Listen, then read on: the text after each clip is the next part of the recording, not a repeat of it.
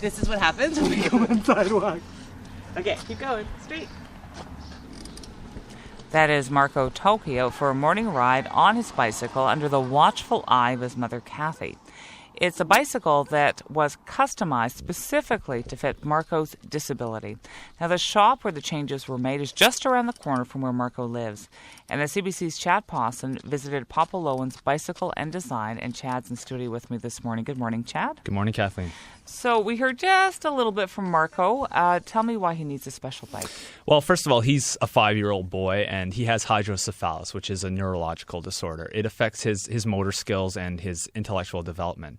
But Kathleen, he's like any other 5-year-old boy. He wants to be able to ride his bicycle. Yeah, makes sense. So tell me about this special bike. What does it look like? Well, it's a gray tricycle with small wheels. It's got the curvy handlebars, a curvy frame to it. It's a very stable bike that you can pedal forwards or backwards to get around. The Tokies bought it for $700. Now, that's used about a year ago. And the problem with it, though, is that Marco would always slide out of the seat when he rode it. So until this spring, he could only ride it for 5 minutes. And that's when Paul Bouchard at Papa Lowen's made some changes to the bike. And here's Marco's dad, Silvano, describing those changes as I got Marco ready to ride. And he's got 2 straps that hold him into the seat, one around his waist and one around his chest.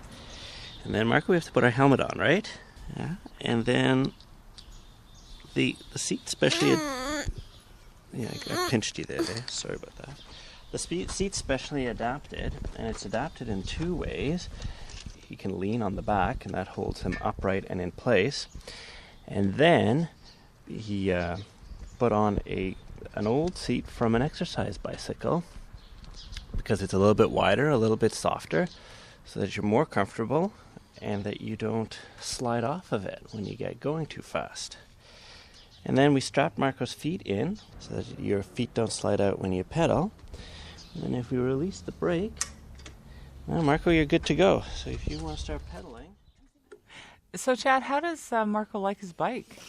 Well, he can't speak to tell you about how much he likes it, but from his body language, Kathleen, it's absolutely obvious. He grins from ear to ear. He waves at cars and other bikes as they go by. He even blows kisses. and the best part of it is that he never wants to get off it. Here's Marco's mom, Kathy. It's awesome.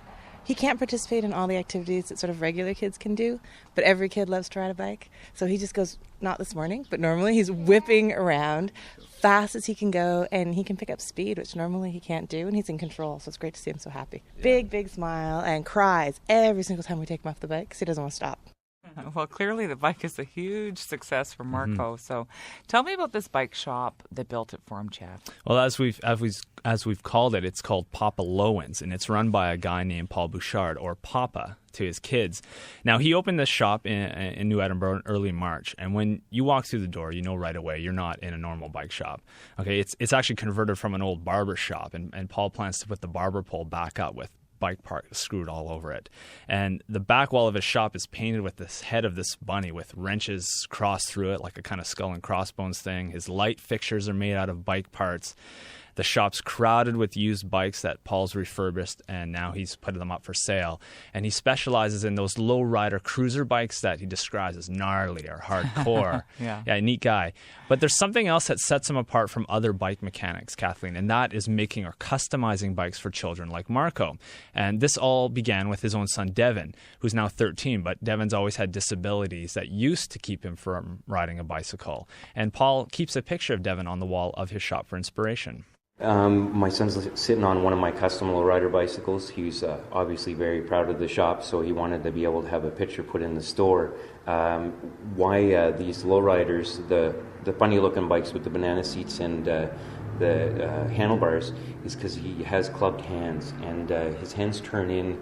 These kind of handlebars enable him to be able to be comfortable on a lowrider or on a chopper sense bike. So it's kind of an old school bike, but coming back in popularity. So you hear Paul not only makes adaptive bikes, but he tries to make them cool as well. Yeah, they actually sort of sound like bikes from my era. That's a long way back. So just tell me how he does it. Well, he described the frames there, but he also puts shocks and mirrors on the bikes and bells that have compasses on them, and the air valve caps that go on the tires are shaped like skulls. So he sort of has this incredible enthusiasm when he deals with children, and he does a great job of making that whole process of getting a bike magical and exciting. Now, when I was in the shop, a customer named Andrew Solomon, he came in with his mom to pick up his custom-made bike, and here's how he reacted after he took his new bike for a spin. It is really sick. That's good. That means it's good and it's fun, eh? Yeah. So Paul can make a living doing this, really? Well, he told me repeatedly that he's not doing any of this for the money, Kathleen. He is a regular bike mechanic. He makes most of his money selling regular bikes and doing tune-ups. I mean, quite simply, he wants to help people who have had a similar experience that he's had with Devin. He wants solutions for disabled kids to be affordable. It is quite expensive to do this stuff, but I can't charge that amount of fees because I know what it was like when I was buying adapted or assisted toys for Devin that were just ridiculous in the sense of there was so much money, and I couldn't afford to do that, let alone a lot of people to buy these $300 toys that light up. I should be making a lot of money doing it, but I can't. It just bothers me. It's like stealing, you know. Sure, I have to keep my store alive, but that's why we get tune-ups, you know.